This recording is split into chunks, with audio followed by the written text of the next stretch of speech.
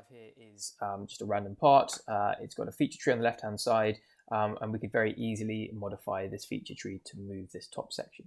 But if this was an imported model and didn't have a feature tree, we'd want to move this potentially to modify our product. So what we can do is we can go up to the move face command, and there's a few different options here. If we want to make this larger, we can offset it, so that top piece is moved up by 5mm. We could also click on other sides and do exactly the same thing. We can change the size down here, 2mm, and we can take off the fillets, but obviously that changes our geometry in entirety, which we do not want. So reapplying the fillets, Onshape is able to understand what is going on there, which is quite useful.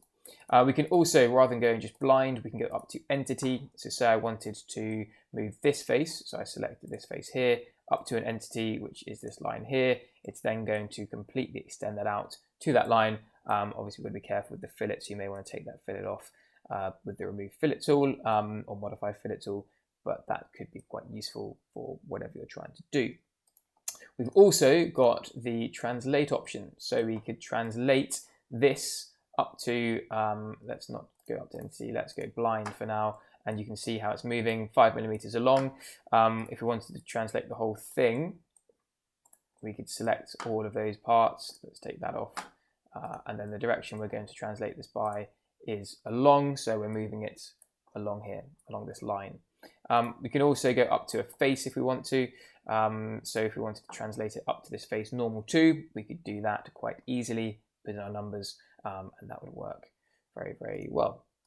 If I take all of those out, we've also got the rotate tool. So again, I could select this model.